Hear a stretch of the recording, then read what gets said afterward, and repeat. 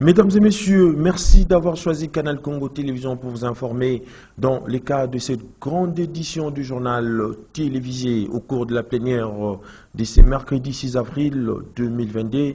Les élus nationaux ont auditionné les ministres des Transports et Voies des Communications, Chéribin Okende Wasenga, sur la problématique de la navigation aérienne en République démocratique du Congo. Une question d'actualité initiée par l'honorable Célestin Ngelemba Bokouké. La motion d'information sur la situation explosive dans les Katanga, plus précisément à Lubumbashi, initiée par l'honorable Papi Kalend et Elie de Lualaba, était également de la partie au cours de cette plénière à l'Assemblée nationale. Suivez.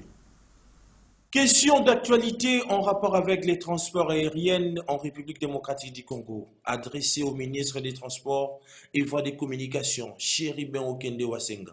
Pour l'auteur de la question, l'honorable Célestin Ngelemba Bokoué, le problème de la navigation aérienne en République démocratique du Congo est devenu un véritable casse-tête, faute d'une flotte aérienne susceptible d'assurer la mobilité des personnes et de leurs biens. Consécutivement à la nouvelle nomenclature des tarifications des prix des transports aériens fixée par le ministre de l'économie nationale, les compagnies aériennes CAA et Congo Airways ont suspendu l'exploitation de certaines lignes dans le pays, à l'occurrence toutes les lignes du Grand Équateur où la population se bouscule pour prendre place au bord d'un avion, mais aussi d'autres villes du pays. Les Congo Airways ne disposant que de 2 Airbus, les autres sont tombés en panne. Chéribin Okende pense que toutes les préoccupations soulevées par l'honorable Célestin Ngelemba Bokoué trouveront gain de cause. Au cours de la même plénière, l'honorable Papi Kalen, élu de Lualaba, a évoqué la situation explosive dans les Katanga à travers une motion d'information. Notre collègue Dominique Mounongo est une princesse. C'est nous respectons les femmes. Elle est victime du simple fait qu'elle a été reçue par une journaliste lors de ses activités du mois de mars, de la clôture. Et par là, elle a insinué la situation qui s'est passée à Lubudi dans sa circonscription, où il y a eu un déraillement d'un train qui a coûté la vie à plus de 120 morts de nos compatriotes venant du Kasaï. Oui, bien sûr, la Constitution dit que tout le monde peut circuler librement sur l'étendue du territoire national, on ne refuse pas. Mais interpeller nos compatriotes du Kasaï à construire chez eux, ce n'est pas une insulte. Ce n'est pas ça le tribalisme. Tous les hommes d'affaires, les grands hommes d'affaires que moi j'ai connus, mais sont des Kassaïens, sont des Congolais du Kasaï.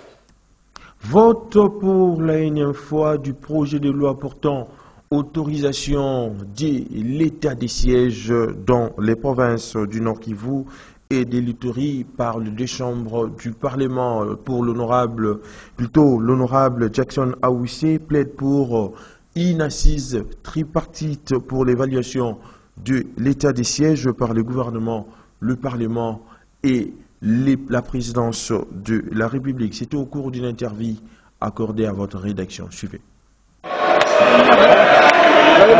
Le Sénat et l'Assemblée nationale ont voté pour la énième fois les projets de loi portant autorisation de la prorogation de l'état des sièges dans les provinces du Nord Kivu et de l'Ituri. L'honorable Jackson Awissé plaide pour une assise tripartite pour que le Parlement, le gouvernement et la présidence puissent évaluer à fond la situation sécuritaire. Parce que nous sommes ici plusieurs acteurs. Vous allez comprendre que c'est l'Assemblée nationale qui prolonge les états de siège. Mais c'est le gouvernement qui exécute sur le terrain à travers ses services. Et la présidence de la République a une sorte de l'autorité morale de la conduite de la question sécuritaire aujourd'hui, avec la dynamique de l'imitation des forces, parce que vous savez ignorer qu'il y a aussi une armée étrangère, l'Ouganda, avec qui nous travaillons sur le terrain pour, n'est-ce pas, arriver à mettre fin. Donc, dans cette multiplicité des acteurs, ça urge que les acteurs se retrouvent dans un cadre pour se dire, moi j'ai fait ça, toi tu fais ça, l'autre fait ça, mais apparemment nous n'arrivons pas à sortir. Alors par conséquent, qu'est-ce qu'on peut faire ensemble, d'une manière cohérente, de manière à ce que la question de l'insécurité de l'Est soit prise en compte d'une manière définitive. En outre, Jackson Awoussé estime que là, il faut qu'il y ait une nécessité de repenser l'état des sièges tel qu'autorisé par le président de la République. Des groupes armés dedans et tout et tout. Donc moi, je suis très optimiste. Je suis optimiste parce que les gens vont continuer, les mâles vont continuer à exister. Mais l'ordre aussi va continuer à s'imposer. Nous sommes les détenteurs, les porteurs de l'ordre, les porteurs de vie, mais les autres, s'ils sont porteurs de mort, nous devons nous continuer à nous organiser pour faire face. Bien que l'identification de l'état des sièges postule en termes de solutions pour la paix, il y a la nécessité d'une forte conventionnalisation de la vie internationale pour empêcher et éradiquer les réseaux criminels transnationaux de la guerre. L'État, en tant qu'unité active, est ici interpellé. Il doit prendre en compte les différentiels des menaces qui s'actualisent à son sein. La finalité de l'État réside par l'élimination de l'ennemi intérieur, c'est-à-dire la maîtrise de tous les obstacles qui offusquent la réalisation et le bien-être de la population, estime l'honorable Jackson Awoussé.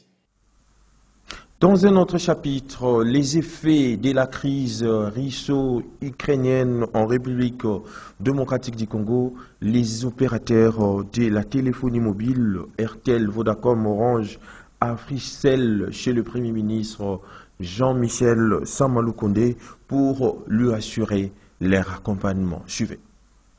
Le Premier ministre Jean-Michel Samaloukonde a eu une séance de travail à la primature avec une délégation des opérateurs du secteur de la téléphonie mobile constituée notamment des responsables des entreprises RTL, Vodacom, Orange et Africell.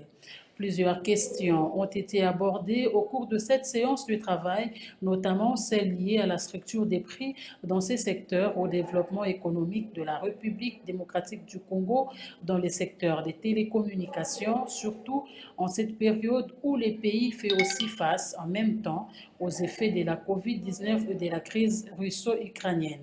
Khalil Al-Amerikani, directeur général de Vodacom, qui s'est exprimé devant la presse au nom de toute la délégation, a commencé par saluer le sens d'écoute et la disponibilité du Premier ministre avant d'exprimer l'intention des opérateurs des télécoms à accompagner le gouvernement Samaloukonde dans la réussite de sa mission, selon la vision du président de la République, Félix Antoine Tshisekedi Tshilombo, vision focalisée aussi sur la digitalisation du pays. Que ce soit dans la récolte des recettes, mais également dans la traçabilité, dans ce qu'on appelle le e-government, l'agriculture, l'éducation.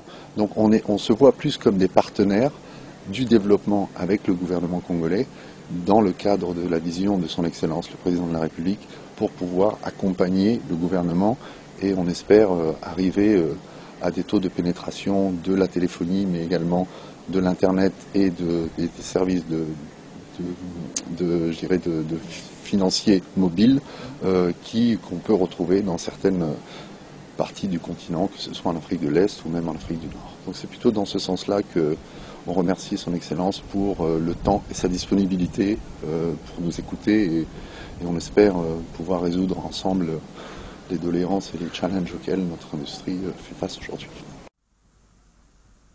Clôture, c'est mercredi 6 avril 2022, des activités marquant la commémoration des 101 ans d'existence de l'église kimbanguiste. Dans ce cadre, le président de la commission électorale nationale indépendante, Denis Kadima, s'est rendu à Kamba, dans le Congo central, où il a saisi l'opportunité de témoigner sa reconnaissance à la communauté kimbanguiste qui a soutenu sa candidature à la tête de la Commission électorale nationale indépendante. Autre précision avec Nadine Tchotchigombo. Par un temps orageux contrastant avec une matinée ensoleillée de la journée du 5 avril 2022, le président de la Commission électorale nationale indépendante, Denis Kadima Kazadi, a foulé les sols de la cité sainte de Kamba, Nouvelle-Jérusalem, en soirée, après avoir observé 2 haltes dans 2 paroisses kimbanguistes situées à Kassangoulou et au centre de Mbanzangoulou.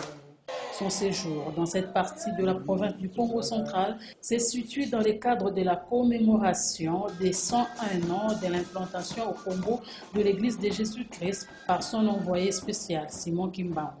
6 mois après avoir pris les commandes de la centrale électorale, Denis Kadima, dont la candidature a été portée par cette confession religieuse, s'est devait de témoigner son infinie reconnaissance à cette communauté. Le processus de Mokambi Aseni, ezalaki petete, ezalaki pasi mingi, mais na losambo na bino na soutien à papa Simon Kimbangu Kiangani et sali que toponama lelo toza na esika wana nga naza mwana na bino na zongi na ndako koya kopesa merci. Cette célébration à laquelle prendront part des délégations venues notamment d'Angola, du Rwanda et des Congo-Brazzaville lui en a donné l'opportunité. Mettant le cap sur Kamba, le cortège du président de la CENI a dû braver cette météo exécrable et en rendu éprouvant le chemin qui y mène. Par respect des convenances, Denis Kadima Kazadi, aussitôt arrivé, est allé présenter ses civilités au chef spirituel de l'église Kimbangu, Simon Kimbangu Kiangani. Écho du ministère de la Justice à présent, la France apporte un appui financier de 4 millions d'euros à l'Institut national des formations judiciaires INAFORGE en sigle. L'ambassadeur de la France accrédité en République démocratique du Congo, Bruno Robert, a échangé avec la ministre de la Justice à ces sujets pour soumettre ses projets à Rose Mutombo et s'attendre sur les principes d'appui. Nancy Leka, images et commentaires, suivez. Ministre d'État, ministre de la Justice et garde de Sceaux, Rose Mutombo, a eu une séance de travail avec une délégation de l'Agence française de développement conduite par l'ambassadeur de France accrédité en RDC, Bruno Aubert. L'objectif de cette rencontre est de soumettre le projet d'appui de 4 millions d'euros à l'Institut national de formation judiciaire INAFORGE, à Madame la ministre d'État, et de s'entendre sur les principes d'appui à cet institut. L'ambassadeur de France en RDC, Bruno Aubert, a souligné que son pays a déjà une coopération depuis plusieurs années avec l'INAFORGE dans le champ de la formation. La délégation a rencontré la ministre d'État pour étudier comment l'AFD peut élargir et redéployer sa coopération qui sera financée en particulier via l'Agence française de développement sur des fonds disponibles à travers le dispositif d'un contrat de désendettement au développement qui a été conclu entre la France et la RDC. L'objectif de cette rencontre était précisément de nous entendre sur les grands principes. Maintenant, les équipes vont travailler et vont décliner concrètement les modalités de l'appui. Donc il faudra prendre rendez-vous dans quelques mois. Oui. D'abord, il nous faut quelques mois pour l'instruire, et puis ensuite, ce genre de coopération a vocation à s'étendre bien évidemment sur plusieurs années. Pour Jérôme Pennec, l'attaché de coopération à l'ambassade de France, cette partie de cette composante de coopération est une continuité du travail qui a été fait de 2015 à la fin de l'année 2020-2021, puisqu'il y a eu un peu de glissement avec l'effet de la Covid-19. Après un break d'une année, la ministre d'État se réjouit de la renaissance de ce partenariat. Sa grande préoccupation est que cette école soit utilisée à bon escient avec le recrutement de nouveaux magistrats. D'un ministère à un autre, cette fois-ci c'est le tour du ministère de la Santé où le ministre de la Santé publique, hygiène et prévention, le docteur Jean-Jacques Mbungani a réceptionné ce mercredi 6 avril 2022 un lot important d'équipements et matériels médicaux dont de l'Union africaine à travers son organe technique dénommé CDC. Suivez. Estimée à plus d'1 million de dollars américains, cette donation de CDC Africa est constituée notamment de matériel pour le contrôle et la prévention des infections ainsi que des équipements de laboratoire pouvant permettre à la République démocratique du Congo de renforcer la lutte contre la pandémie de Covid-19 et les épidémies de la maladie à virus Ebola ainsi que de la méningite. Prenant la parole pour l'occasion, la représentante spéciale du président de la Commission de l'Union africaine et chef du bureau des liaisons de l'Union africaine en RDC, Michel Ndiaye, s'est dite honorée de procéder au nom de la Commission de l'Union africaine et de son président à la remise officielle au ministère de la Santé publique, Hygiène et Prévention de la RDC ces lots de matériel pour soutenir la lutte contre la pandémie de Covid-19 et les autres épidémies. Ce lot d'équipements issus des fonds propres de l'Union africaine dans le cadre de la lutte contre la Covid-19 et les épidémies témoigne sans nul doute du soutien constant de l'organisation continentale à ses États membres et sa farouche détermination à juguler les défis de santé publique qui augmentent la précarité des populations africaines. Pour sa part, le ministre de la Santé publique, Hygiène et Prévention, Dr Jean-Jacques Mbongani, a remercié et salué ces gestes de l'Union africaine à travers son agence spécialisée Africa CDC. Au nom du gouvernement congolais, je tiens à remercier et à féliciter l'Union africaine à travers son organe CDC Africa pour ce lot que nous recevons aujourd'hui, qui témoigne de l'appui constant de l'Union africaine à tous les pays membres et particulièrement aujourd'hui à la République démocratique du Congo. C'est la continuité des actions menées qui aident notre pays à lutter efficacement contre les pandémies que nous connaissons, surtout celle de la Covid-19 et les autres épidémies. Donc c'est vraiment avec satisfaction que nous recevons ce lot et nous devons continuer notre collaboration. Il convient de souligner que la réception de ces dons a eu lieu à travers une brève cérémonie organisée ce jour devant le bâtiment de l'immeuble du gouvernement dans la commune de La Gombe. Et puis, le vice-ministre de l'Intérieur, Jean-Claude Molipe Mandongo, a reçu en audience une délégation des investisseurs turcs au menu de leurs entretiens, l'appui dans le secteur de sécurité congolais.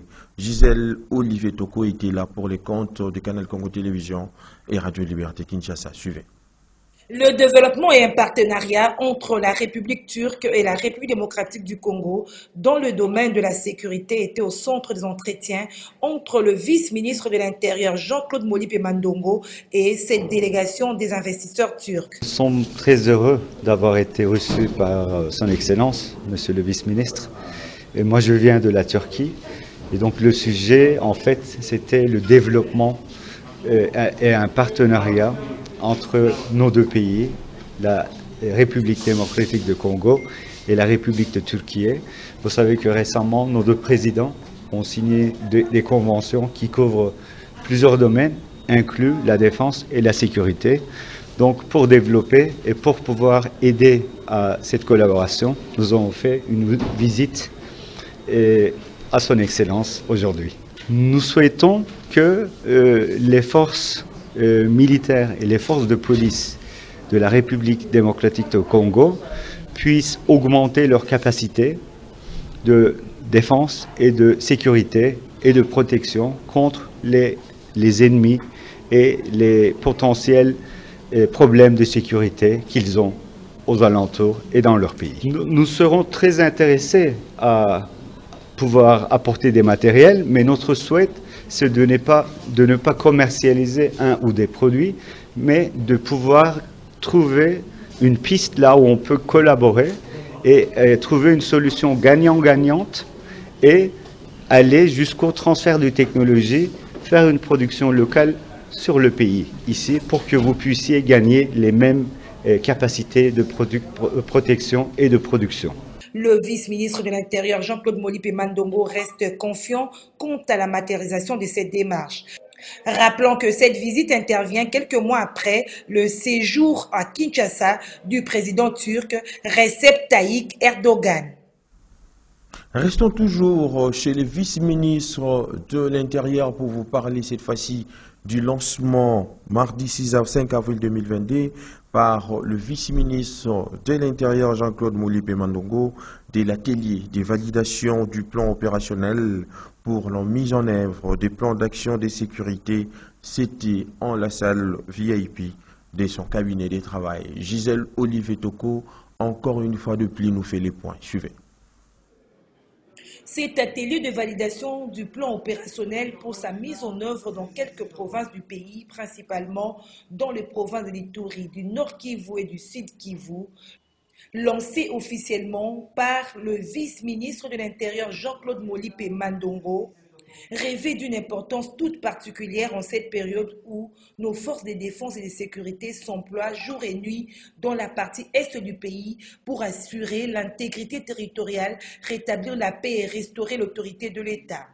Le vice-ministre de l'Intérieur, Sécurité, Décentralisation et Affaires coutumières a à cette occasion rendu des hommages mérités au chef de l'État, Félix-Antoine Tshisekedi Tshilombo, commandant suprême de l'armée et de la police, pour sa détermination à consolider la paix, la sécurité et l'unité nationale sur toute l'étendue du territoire national. Pour lui, l'objectif poursuivi dans cet atelier est de contribuer au renforcement de l'autorité de l'État à travers l'appui à la mise en œuvre de plans d'action de sécurité par les autorités nationales. Spécifiquement, il s'agira d'analyser et enrichir le projet du plan opérationnel prévalidé par le groupe d'experts nationaux. Le vice-ministre de l'Intérieur n'a pas manqué de remercier le partenaire impliqué, notamment le Royaume des Pays-Bas, au travers le programme Ensemble pour la paix à l'Est de la République démocratique du Congo, mis en œuvre par les organisations VNG International et Cordet. Cet atelier revêt d'une importance toute particulière en cette période où nos forces de défense et de sécurité s'emploient jour et nuit dans la partie est du pays pour assurer l'intégrité territoriale, rétablir la paix et restaurer l'autorité de l'État, principalement dans les provinces de l'Ituri, de Nord Kivu et du Sud Kivu.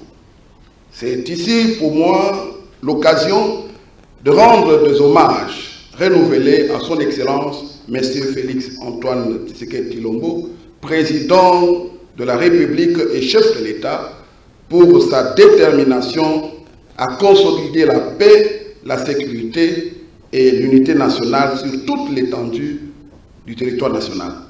Étaient présents au cours de cette activité quelques membres du gouvernement, les chefs d'état-major général des forces armées de la République démocratique du Congo, le commissaire général de la police nationale congolaise, l'ambassadeur du Royaume des Pays-Bas, les gouverneurs et vice-gouverneurs de provinces du Sud Kivu, du Nord Kivu et de l'Ituri, aussi d'autres responsables de la territoriale.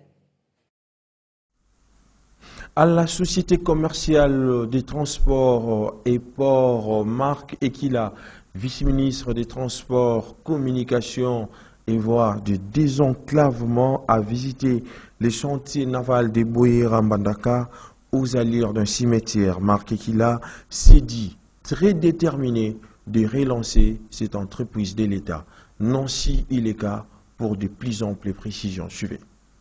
Poursuivant l'exécution des instructions du président de la République, Félix-Antoine Tshisekedi, en rapport avec les dossiers confiés au ministère des Transports après l'avoir présenté devant des partenaires capables de travailler avec la RDC en ce qui concerne les projets ambitieux pour la relance de la SCTP, le vice-ministre des Transports, Voies des Communications et des Désenclavements, Marc Ekila, a profité de son séjour à Mbandaka, dans la province de l'Équateur, pour visiter les chantiers navals de la SCTP. Le numéro 2 des transports a, dans une visite guidée par le directeur provincial de cette entreprise, visité plusieurs compartiments, dont l'atelier des chaudronneries et l'entrepôt. Un constat très amer, car à ce jour, tout est à l'arrêt faute d'énergie électrique, la vétusté des matériels ainsi que le vieillissement du personnel. Le centre de santé n'a aucun médicament, bref, le chantier naval de la SCTP Mbandaka est en arrêt. Le constat que je vois là, je n'ai pas beaucoup de monde. J'ai dit que tout est à l'arrêt. Tout est à l'arrêt, tout est à refaire. Vous avez parcouru le site avec moi. Mais je tiens ici, à cette occasion ici, à féliciter tout le personnel qui tient encore ce qu'il y a à tenir, qui sauve encore ce qu'il y a à sauver. Donc il y a de l'espoir parce que nous avons les compatriotes qui, malgré toutes ces difficultés-là, tiennent et croient à la relance de la SCTP. Et maintenant, voilà, l'occasion est là, comme le chef de l'État vient de prendre les choses à bras le corps. Nous allons y travailler pour pouvoir, tant soit peu, entamer la relance de ce secteur-là, conformément aux instructions du chef de l'État, qui doivent être réglées, coordonnées par son Excellence, Monsieur le Premier ministre Jean-Michel Sama Lukonde Kyenge, comme chef du gouvernement. Le vice-ministre des Transports et Voies de Communication a promis de transmettre son rapport acquis de droit pour que ce chantier naval de Boye-Rambandaka, deuxième du pays après celui de Kinshasa, puisse reprendre ses activités. Tout à fait autre chose à présent. L'acteur et producteur américain Jean-Claude Van Damme a réussi ce mercredi 6 avril 2022 un passeport diplomatique de la part du président de la République, Félix Antoine Tshisekedi Tshilombo. Il a fait savoir au cours d'une conférence de presse, Jean-Claude Van Damme a aussi été désigné ambassadeur pour les investissements en République démocratique du Congo.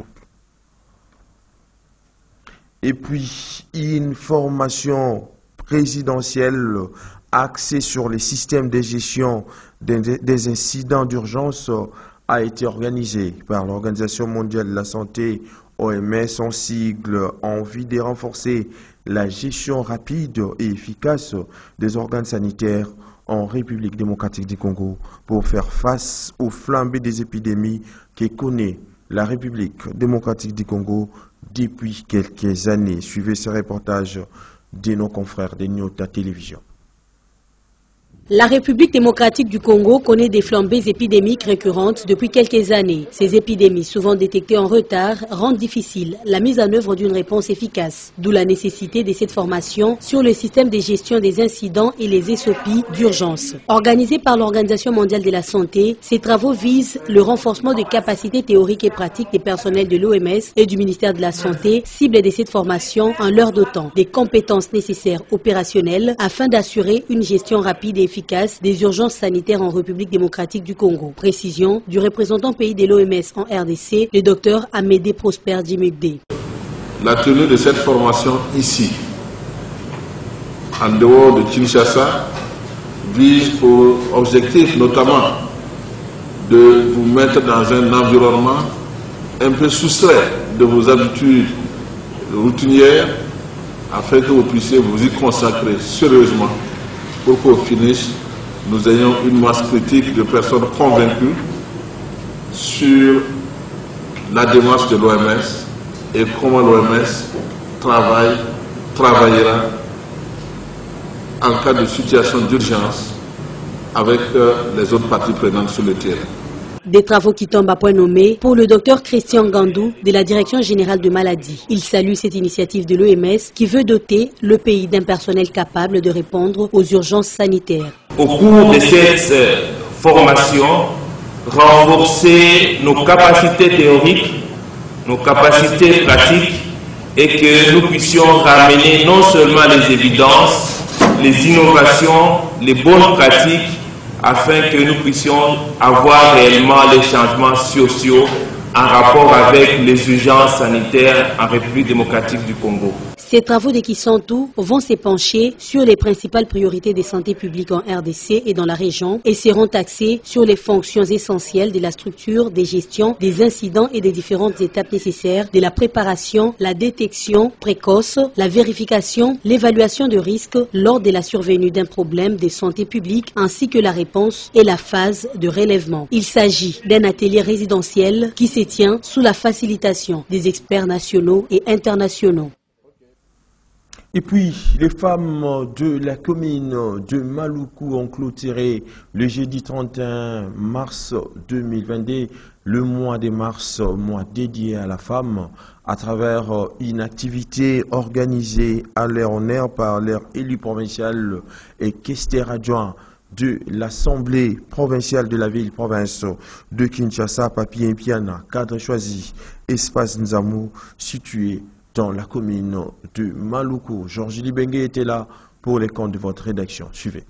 Le questeur de l'Assemblée provinciale de Kinshasa, élu de la commune de Maluku, Papi Mpiana, a clôturé le mois de la femme le jeudi 31 mars 2022 à l'espace Nzamou, situé dans sa circonscription électorale. Plus de 4000 femmes étaient présentes à cette activité initiée par ce fils du terroir qui les valorise et leur apporte tant soit peu le soutien en cas de besoin. Des députés provinciaux de Kinshasa, entre autres, son adjoint Marie-Kiet Mutsinga était aussi venu l'encourager pour cette initiative louable en faveur des femmes de sa circonscription électorale.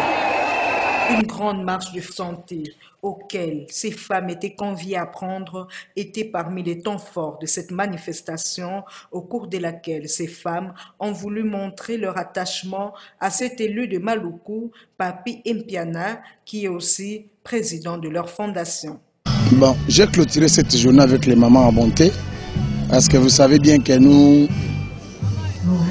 en tant qu'élus, c'était d'abord par rapport à ma vacance parlementaire, comme j'avais sillonné dans tous les quartiers pour avoir les attentes de la population, et à la fin de la chose, je me suis dit que je dois fêter avec mes mamans. Parce que c'est les mamans qui nous ont mis au monde, c'est les mamans qui font à ce que nous puissions voir ce que nous sommes aujourd'hui. Et les mamans de Maluku, comme ils me portent toujours au cœur, j'avais cette obligation. La semaine passée, j'ai clôturé dans les plateaux de Bateke. Et cette semaine, je vais de clôturer à Maluku Centre. Vous savez, la commune de Maluku, c'est une des communes à caractère urbano-rural. Ça prend de Maluku au niveau urbain. Et du niveau rural, c'est les plateaux de Bateke. J'avais commencé par là, j'ai clôturé ici. Et de l'occasion, j'ai compté quand même me retrouver avec mes mamans. Et je crois que vous êtes témoin de l'événement. Je ne veux plus que quelqu'un puisse aller tromper les gens de leur parti politique. Comme quoi que c'est eux qui occupent la commune de Maluku. La commune de Maluku, c'est ma maison. C'est bien, qui finit bien, ces femmes, habitants de la commune de Maluku, réitèrent leur soutien indéfectible à cet élu provincial.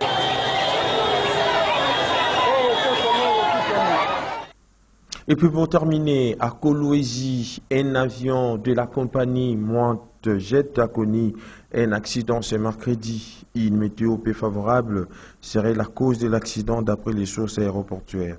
L'appareil relié Lubumbashi à Kolwezi avant son retour à Kinshasa. Il avait à son bord 24 passagers et 5 membres de l'équipe. Aucune perte en vie humaine n'a été rapportée.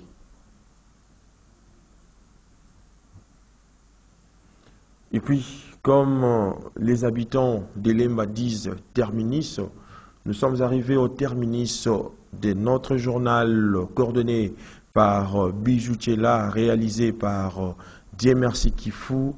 La prise de vie a été assurée par Olivier Longwango à l'Ernon, ainsi qu'au concours de la rédaction du Canal Congo Télévision. Je vous dis donc merci de l'avoir suivi et bonne suite des programmes sur Canal Congo Télévision, la télé thématique.